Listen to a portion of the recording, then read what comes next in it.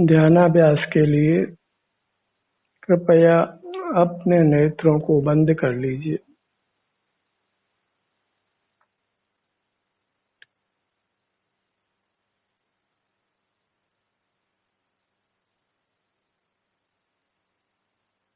अपने आप को बाहर से छुड़ाइए।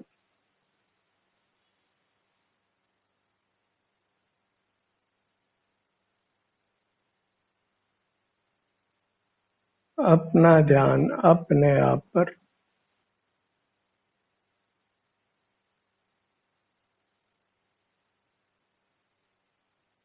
अपने आनंददायिनी मूर्त पर।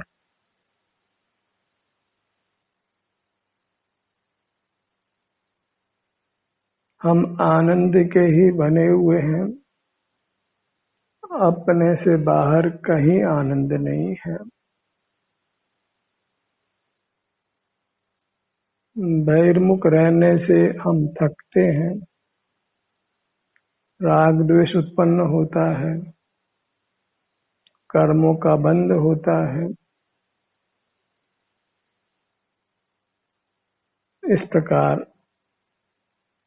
वर्तमान में भी दुखी रहते हैं और भविष्य में भी दुखी रहते हैं।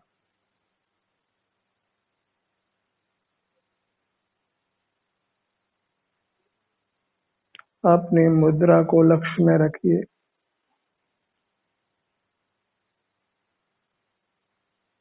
इसी का संवेदन करिए, इसके सुख दुख का,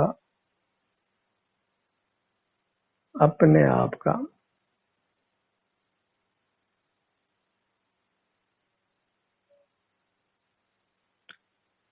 प्रकृति को यह मंजूर ही नहीं है कि हम बहिर्मुख रहें।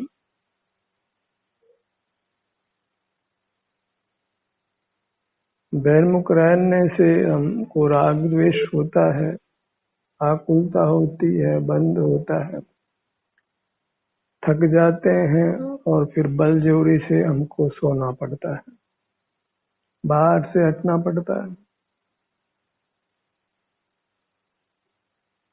यदि हम बहिर्मुख नहीं हो, अपने सन्मुख रहें, तो फिर हमें निद्रा की आवश्यकता नहीं होगी। निद्रा पर विजय होगी। निद्रा में हमें दुस्वप्न भी आते हैं, जिससे हम निद्रा में भी आकुल व्याकुल और दुखी रहते हैं।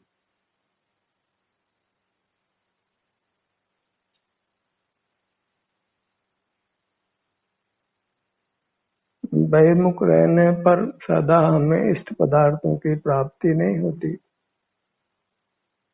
प्राप्त होकर भी वे नष्ट हो जाते हैं, दूर चले जाते हैं।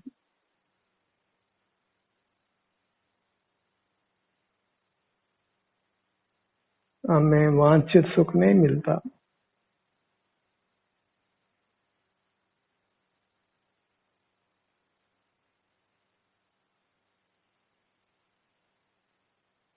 बहिर्मुख रहने से ही कर्मों का बंध होता है और उदय होने से इस शरीर में नाना प्रकार की वेदनाएं होती है, रोग होते हैं, जिससे हमें बलजोरी से बहिर्मुखता को छोड़ना पड़ता है। वेदना में अपने सन्मुख ही रहना पड़ता है। रोगी होते हैं तो बिस्तर पर पड़े रहना पड़ता है, अकेले आइसोलेशन में रहना पड़ता है। ऐसी स्थिति नहीं बनती यदि हम बहिर्मुख नहीं रहते।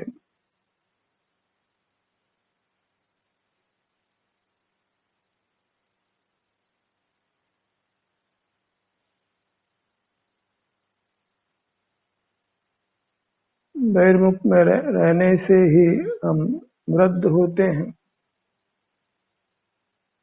इंद्रियां शिथिल हो जाती है, स्मृति कमजोर हो जाती है, अर्धमृतक समान हो जाते हैं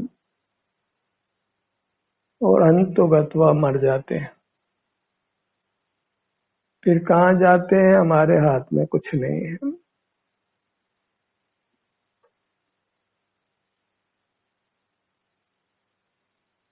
इंद्रियां छिन जाती है।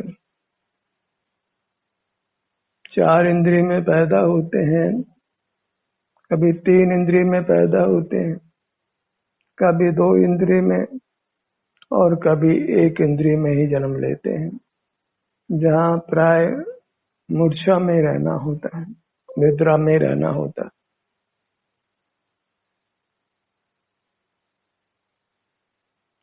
बहिर्मुक्ता का जीवन भी भीभत्स है, भयावह है।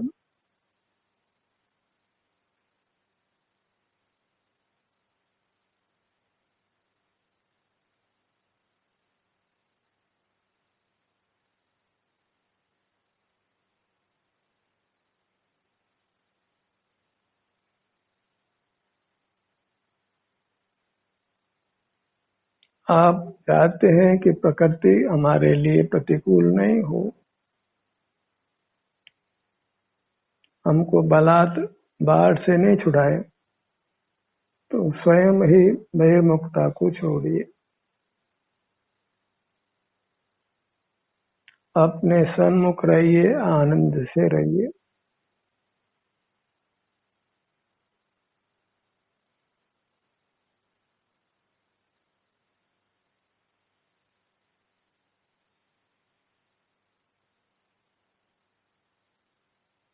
इंद्रिय ज्ञान का निरोध कर लेने से मन पर भी वश हो जाता है। मन को भी सामग्री इंद्रियां ही देती है।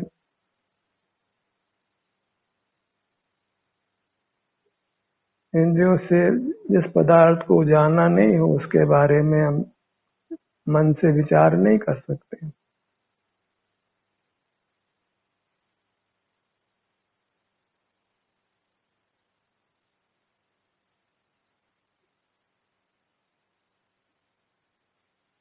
इंद्रियां ही हमें वाचाल करती हैं, काय चेष्टा करने को प्रेरित करती है। जगत के साथ हम व्यवहार करते हैं।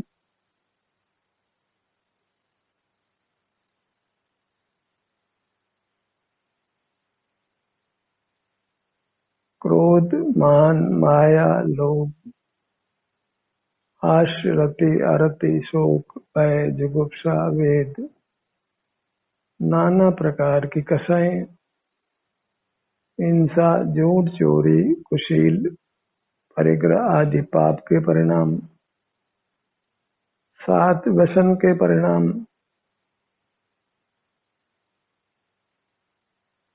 सब बहिर्मुखता की उपज हैं।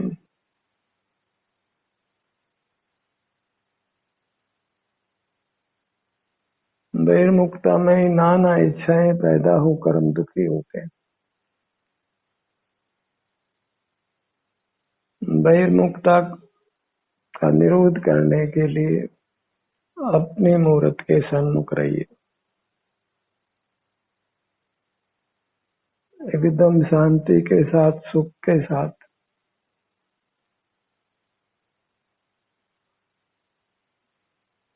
बस अपने सिर से पांव तक ही बने रहना है, अत्यंत निश्चल, अत्यंत शांत।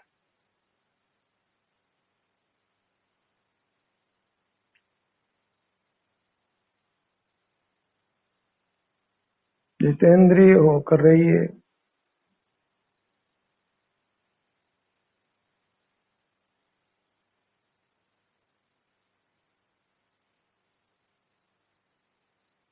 अपने स्वास्थ्य की स्थिति को अंतर्दृष्टि से अनुभव में लीजिए।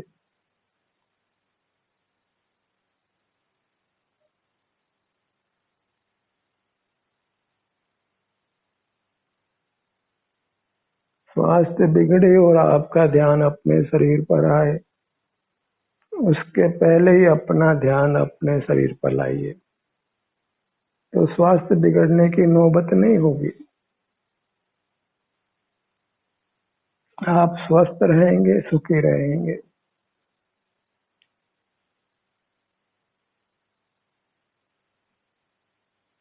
बाहर की दुनिया चूंकि हमारी नहीं है, इसलिए वो हमारे रहने का स्थान नहीं है। बाहर हमारा देश नहीं है, बाहर की कोई वस्तु कोई व्यक्ति हमारा नहीं है। यदि हमारा होता सदा हमारे साथ रहता।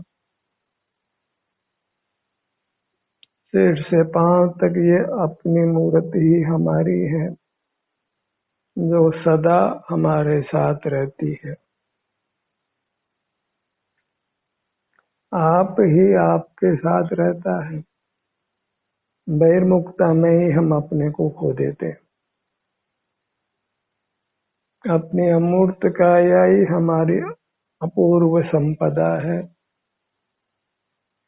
उत्तम संपदा है। उसको बहिर्मुख रहकर हम खो देते हैं, उसके आनंद को नहीं भोग पाते।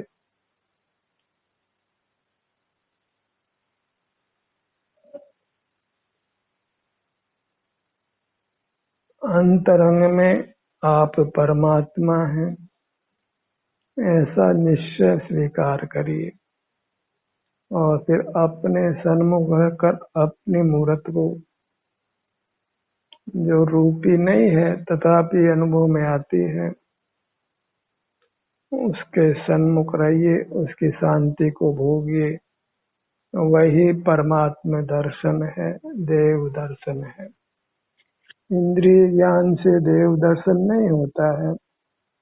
खुले आंखों से आज तक किसी ने परमात्मा को देखा नहीं है,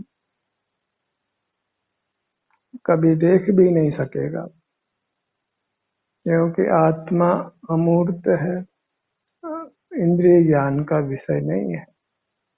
क्योंकि परमात्मा अमूर्त है, इसलिए वे हमारे इंद्रिय ज्ञान के विषय नहीं बन सकते। जो मूर्त है वह जीव है, सुख स्वभाव से रहित है, वह आत्मा नहीं है, परमात्मा नहीं है।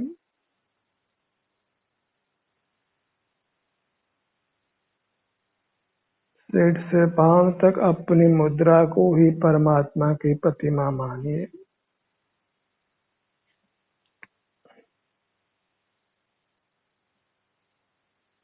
ये कल्पित परमात्मा नहीं है,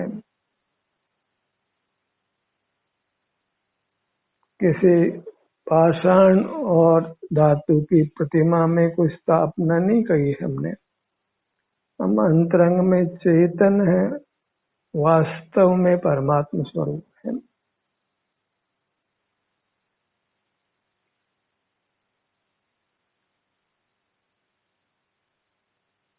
मूर्त में परमात्मा की स्थापना करना वह मिथ्या है। भले ही आप करिए, पर वह वास्तव में परमात्मा दर्शन नहीं होगा। अजीव का दर्शन, वो परमात्मा का दर्शन कैसे होगा?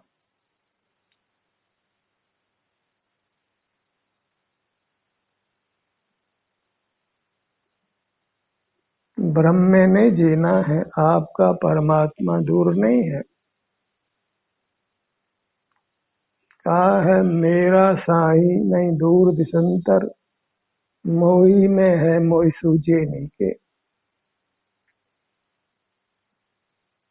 मेरा साई नहीं दूर दिसंतर, मोही में है मुझे सूझे नहीं के। बंद नेत्रों से जो अपनी दृष्टि अपने पर लाते हैं, अपनी मुद्रा पर जो शांति का अनुभव हुआ, जितने क्षेत्र में हुआ, वह सब परमात्मा का रूप है और वह स्पष्ट अनुभव में आता है। मोहि सूझत निके, मुझे स्पष्ट अनुभव में आता है अपना परमात्मा और उसका सुख।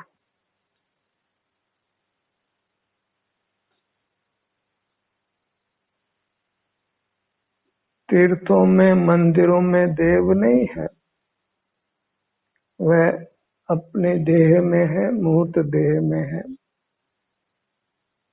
इसी के बराबर है अंतरंग से संवेदन गोचर है अंतरंग में।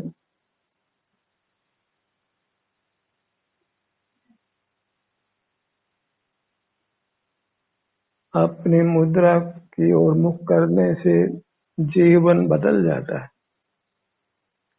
दुख का सुख के रूप में रूपांतरण हो जाता है।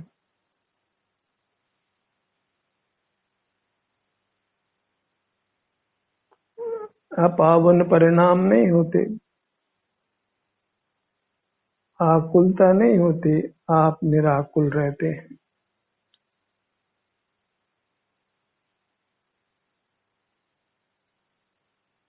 जो आकुल व्याकुल रहता है उसी को कर्म का बंध होता है और उसको भविष्य में भी दुख भोगना पड़ता है। बहिर्मुखता में वर्तमान में भी दुख और भविष्य में भी दुख। तो यह कौन सी समझदारी हुई बहिर्मुख रहने की? अंतर्मुखता में वर्तमान में भी सुख है और भविष्य में भी सुख है। भले लोग को इस सन्मार्ग का परिचय नहीं है, इसलिए यह लोक संसार में भ्रमण करता आया है, हम भी करते आए हैं। जब बाहर से दृष्टि हटाई तो अपने स्वरूप का साक्षात्कार हुआ, आनंद का भोग हुआ, आत्मा की उपलब्धि हुई, सुख की उपलब्धि हुई।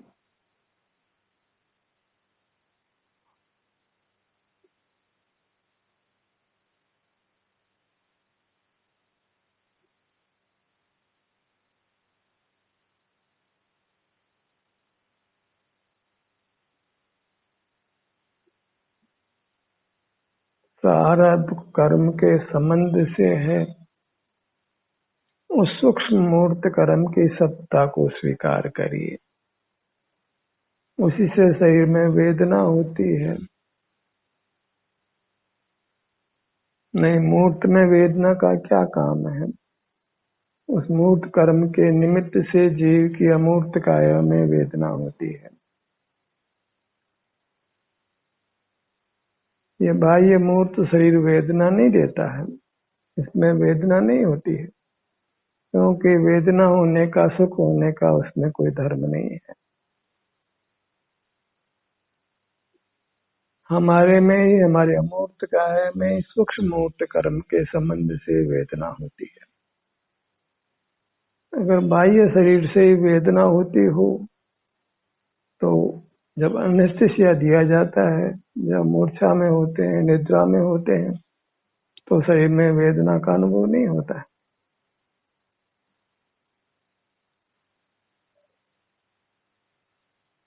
मूर्छा में, निद्रा में जीव अपना अनुभव नहीं कर सकता है, इसलिए उसको वेदना का अनुभव नहीं होता है।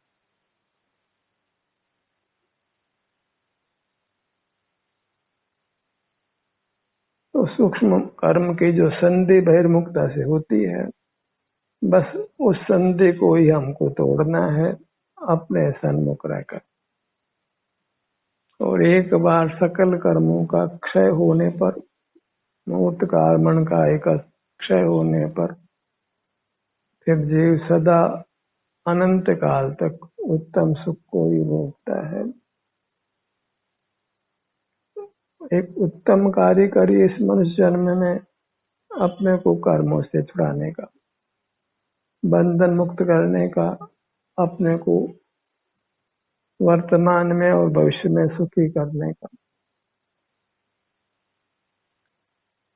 सुख हमारा अधिकार है, वह हमें मिलना ही चाहिए और वह अपने प्रयत्न से ही मिलेगा, उसमें दूसरा कोई सहाय नहीं है।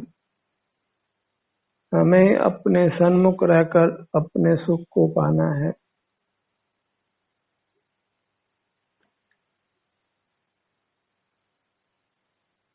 ध्यान की महत्ता मालूम हो, ध्यान नहीं करने का दुख मालूम हो, तो सहज ही हम ध्यान की स्थिति को प्राप्त करते हैं, अंतर्मुख रहते हैं। और बहिर्मुखता जो रहती है उसका खेद बढ़ता है।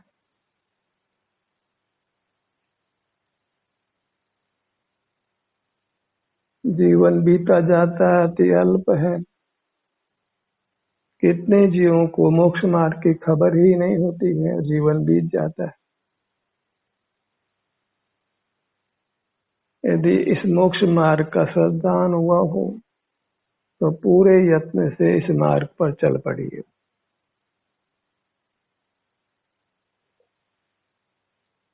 बहिर्मुखता में तो अंधेर ही है,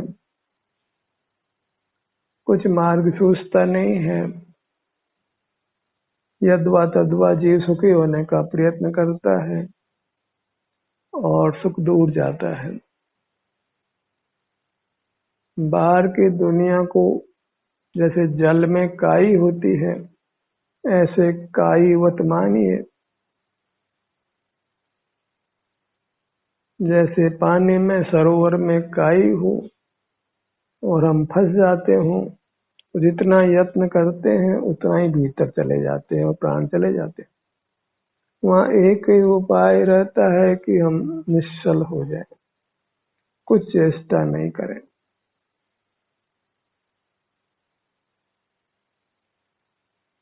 तो कदाचित कोई आकर हमारी रक्षा कर सकता है।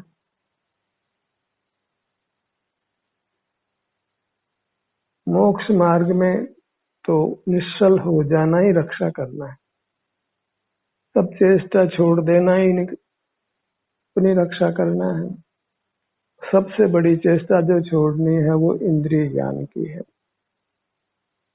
बहिर्मुखता की जो चेष्टा है उसी को छोड़ना, तो उससे ही हम संसार के दलदल में फंस जाते हैं।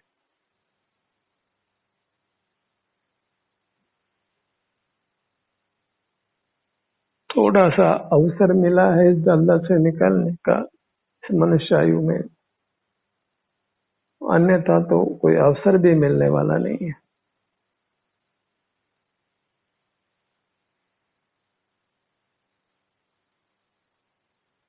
अपने ध्यान को अपने सिर के भाग पर लाइए,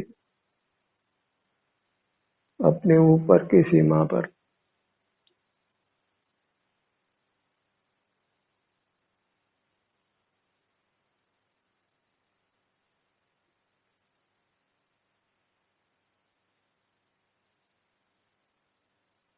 कितनी वेदना हो सकती है हमारे अंग उपांगों की, इसकी हमको कल्पना भी नहीं है। वेदना इतनी असह्य हो जाती है कि जीव मूर्छा को ही प्राप्त हो जाता है, अचेतन समान हो जाता है, अपने मानव अस्तित्व को ही खोता है।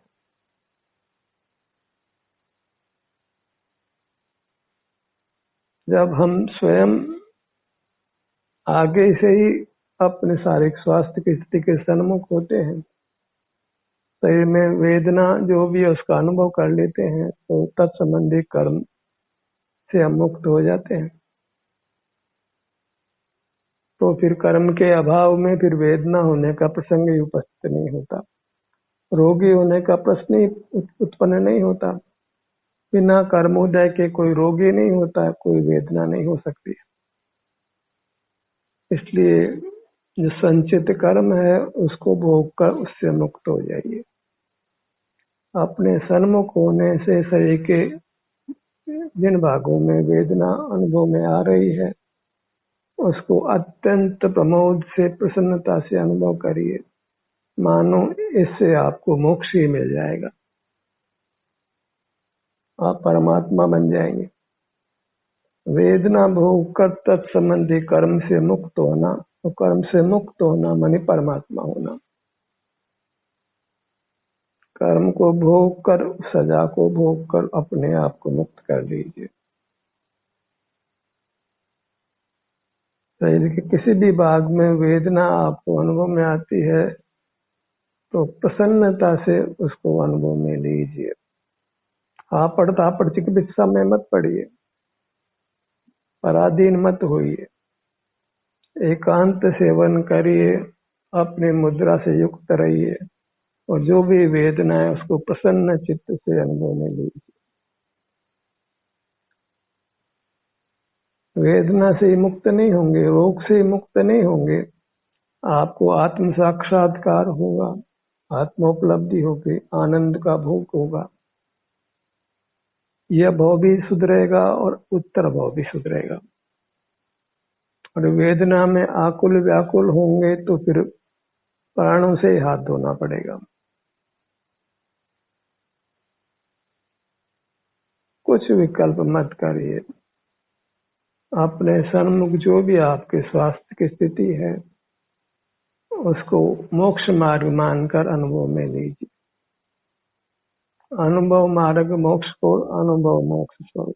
ये स्वसंवेदन, अपने शारीरिक सुख दुख की अवस्था का वेदन करना, यही सुखी होने का मार्ग पहले था, आज है और भविष्य में होगा। यहाँ किसी बाह्य साधन की आवश्यकता नहीं है, यहाँ किंचित भी कष्ट नहीं है, मानसिक इंद्रिय कोई अभाव की अनुभूति नहीं है, ज्ञान का अभाव, धन का अभाव, ये कुछ अनुभव में नहीं आता।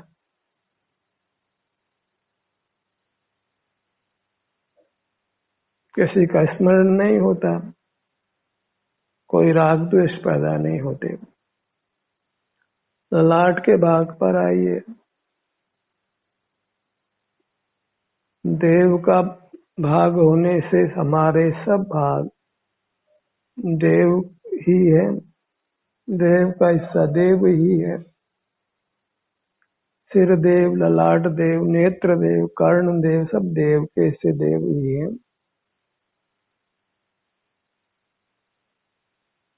बाहर में किसी मूर्ति में देवत्व स्थापित करते हो तो क्यों नहीं अंतरंग में जो जीव है, वास्तव में चेतन है, उसमें देवत्व मान लेते हो और उसके सन्मुख रहते हो, उसको नमन करते हो, माने उसमें झुकते हो, उसी के सुख दुख की अवस्था का वेदन करते हो। भ्रू मध्य,